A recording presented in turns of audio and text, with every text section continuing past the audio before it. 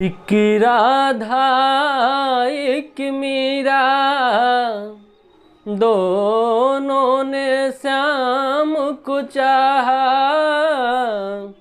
अंतर क्या दोनों की प्रीत में बोलो, अंतर क्या दोनों की प्रीत में बोलो।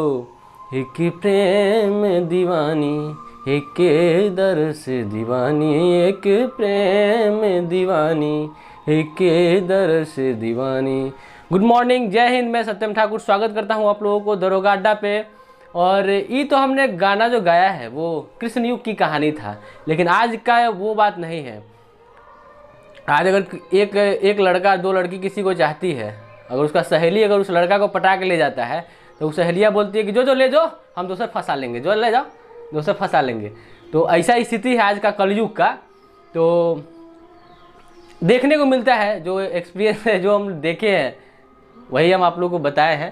तो हम तो यही कहेंगे कि उस चक्करों में नहीं पड़ना है।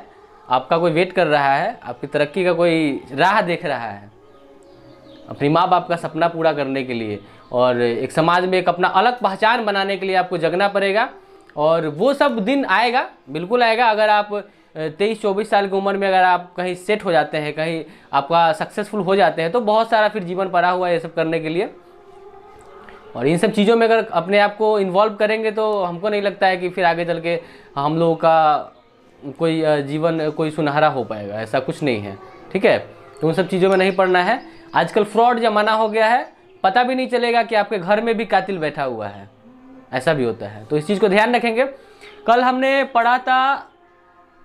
पढ़ा था अंगल सिख युद्ध शायद, और आज हम पढ़ेंगे मराठा साम्राज्य और शिवाजी के बारे में।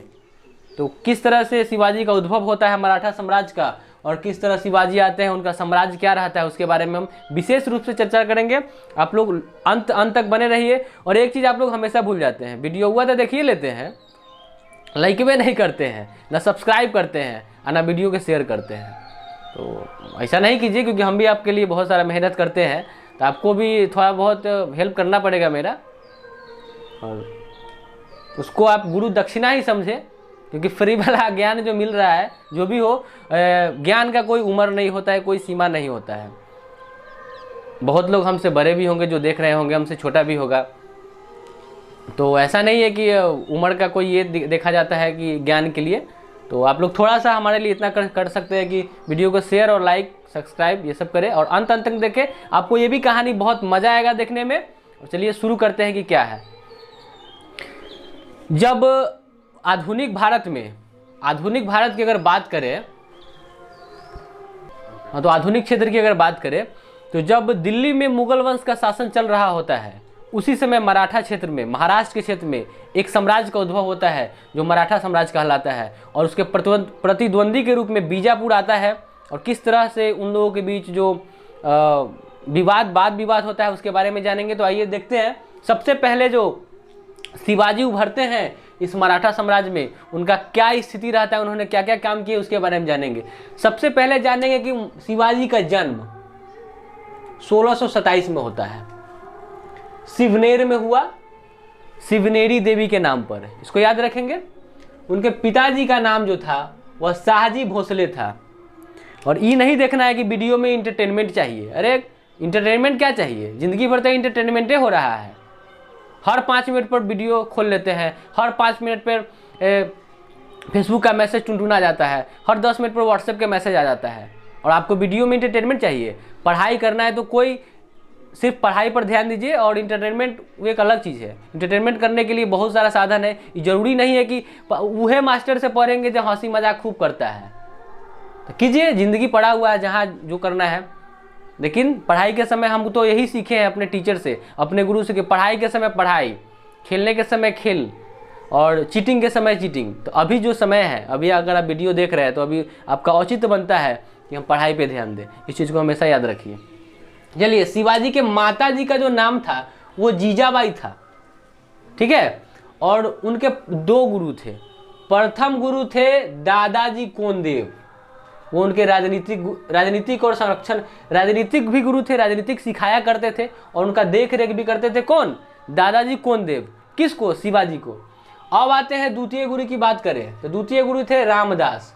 ये आध्यात्मिक गुरु थे, मतलब कि पढ़ाई करवाते थे, उनका अध्ययन से संबंधित जो कुछ भी होता था वो आध्यात्मिक गुरु थे। कौन? ये आपका रामदास जी थे। अब आते हैं कि इनका जो पहली पत्नी था, ये पत्नी रखने में बड़ी माहिर थे पहली पत्नी थी साई बाई, 1640 में ब्याह किए थे, ठीक है, 1640 में। और कुल पत्नी इनकी थी 7 गो पत्नियां थी, पूरे जीवन काल में 7 गो पूरा दिए थे पत्नी। उसके बाद क्या होता है कि यह दौर चल रहा होता है और उस समय औरंगजेब जो है वह हिंदू विरोधी काम करता है। उसी के लिए हिंदू संरक्षण के रूप में जो है ये शिवाजी उभरते हैं और हिंदू जो राष्ट्र निर्माता है वह इन्हीं को बोला जाता है। और बहुत इन्होंने हिंदू के लिए बहुत सारा काम किए।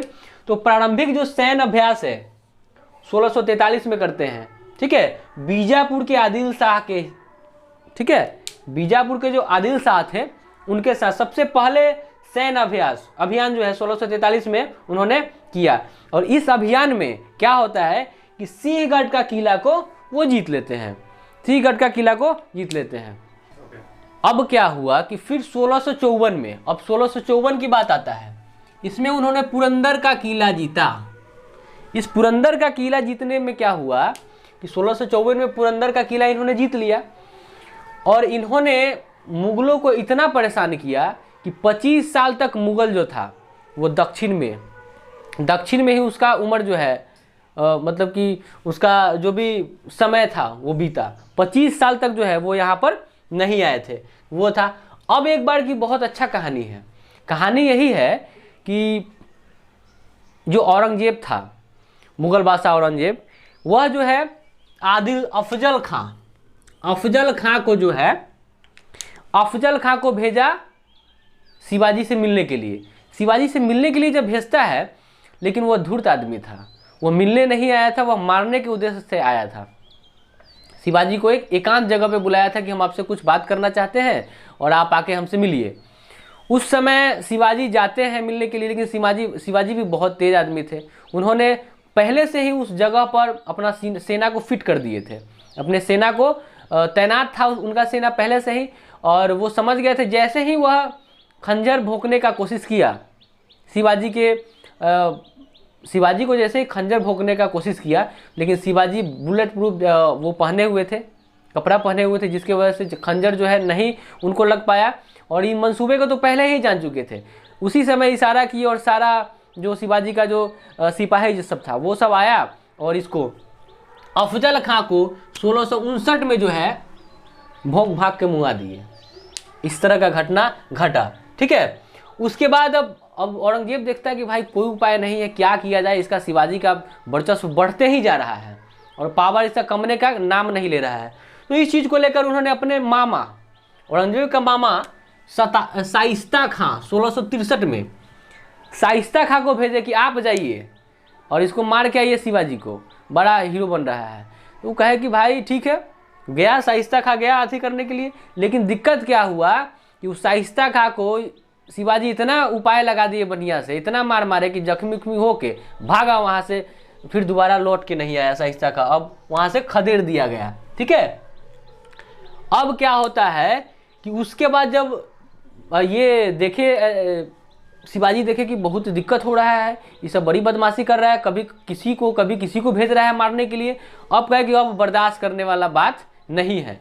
अब उन्होंने क्या किया कि 1664 में सूरत अभियान करते हैं और उन्होंने 1 करोड़ रुपया जीत लिया। 1 करोड़ रुपया का लूट किया उन्होंने। कहाँ पर? सूरत अभियान में 1664 में। 1664 में सूरत अभियान होता है और उस समय 1 करोड़ रुपया लूट लेते हैं। जब यह लूट हो जाता है, उसके बाद करते क्या है कि शिवाजी भी चाहते थे कि अब ये सब समाप्त हो जाए, मुगल ठीक हो जाए, लेकिन वो सब तो एक नंबर का ख़त्म आदमी सब था, वो सब नहीं चाहता था कि हाँ, उन मुगलों का कहना था कि किसी भी स्थिति में शिवाजी का साम्राज्य को ख़त्म करे। लेकिन ये भी तो कैसे ख़त्म कर देते, कोई भी अपना साम्राज्य कैसे ख़त्म कर देगा। इन्होंने एक संधि के लिए भेजा कछवाहा राजा जयसिंह। कछवाहा जो राजा जयसिंह था उसको भेजे इन्होंने। कहाँ? शिवाजी ने भेजे युद्ध के लिए कि भाई तुम इसका संधि करके आओ, इसके बारे में कुछ सुलझा के आओ कि क्या चाहता है वो। तो इसमें क्या होता है कि संधि हुआ, मुगलों से संधि हुआ, और मुगलों से संधि होने के बाद क्या होता है कि 35 किला जो था वो शिवाजी उसका छीन लिए थे। किसका? मुगलों का 35 किला शिवाजी छीन लिए थे। और उसमें से संधि में यही हुआ उस समझौता में कि 35 किला जो आप जीते हैं उसमें से 23 वो किला आप मुगलों को वापस कीजिए। इसी को लेकर जो इन्होंने 22 जून 1965 ईस्वी में 22 जून 1965 को पुरंदर की संधि हुआ। इसमें 35 किला में से 23 किला मुगलों को वापस किए। किसने वापस किए? शिवाजी ने वापस किए। ठीक है। अब क्या होता है कि एक दिन की कहानी है, बात तो ये 1666 की है। होता क्या है कि शिवाजी अपने पुत्र संभाजी को भेजते हैं मुगल दरबार में।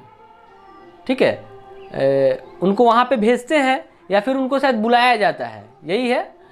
जब वो मुगल दरबार में जाता है संभा जब जाता है तो उनका बहुत अपमान किया जाता है। वहाँ पर मुगलों के द्वारा बहुत अपमान किया जाता है, जिसका बदला लेने के लिए उसी 1666 में, उसी साल जो शिवाजी थे उन्होंने कहा कि नहीं, इसका बदला लेना पड़ेगा, हमारा पुत्र का वह अपमान किया है। तो वह जाते हैं विरोध करने के लिए 1666 में। तो उनको पकड़ के जो है, पकड़ कर क्या होता है कि जयपुर महल, 1666 में शिवाजी को जयपुर महल में कैद कर लिया जाता है। अब कैद कर लिया तो फिर उसी साल की कहानी है। कैद होने के बाद जन्मदिन आता है इनका, जन्मदिन रहता है इनका शिवाजी का। उसी समय क्या होता है कि मिठाई के टोकरी में छुपकर जो है, भेष बदलने में माहिर थे शिवाजी, उन्होंने मिठाई की टोकरी में छुपकर और वहाँ से जेल से वह जो क्या नाम था, कैद खाना था, वहाँ से वो भाग निकलते हैं। और भाग निकलने के बाद फिर वो अस्थिर कहाँ रहने वाले हैं शिवाजी, फिर दूसरी बार 1670 ईस्वी में सूरत में दूसरी बार लूट करते हैं। और उस समय क्या होता है कि फिर से बहुत सारे धन को लूटते हैं, बहुत सारे किला को ध्वस्त कर देते हैं मुगलों का। ठीक है। उसके बाद क्या होता है कि अभी तक 1770 तक शिवाजी का राज्याभिषेक नहीं हुआ रहता है। 1770 तक जन्म कहिया हुआ था? 1627 में, 1627 में ये हुआ। और 1670 तक, 1670 तक जो है, तो क्या होता है कि 1670 तक उनका राज्याभिषेक नहीं हुआ रहता है। उनको राजगद्दी, वो काम तो करते थे लेकिन राज्याभिषेक उनका नहीं हुआ था। तो 1670 में जो है 1600 वह समय होता है 6 जून 1774 का। 6 जून 1774 को बनारस 6 जून 1674, माफ़ी चाहता हूँ गलती बोला गया हमसे। 6 जून 1674 को जो है बनारस के पंडित जी थे गंगा भट्ट, उनके द्वारा उनका राज्याभिषेक किया जाता है। किनका? शिवाजी का राज्याभिषेक किया जाता है। और उसी समय दूसर का ब्याह करते हैं।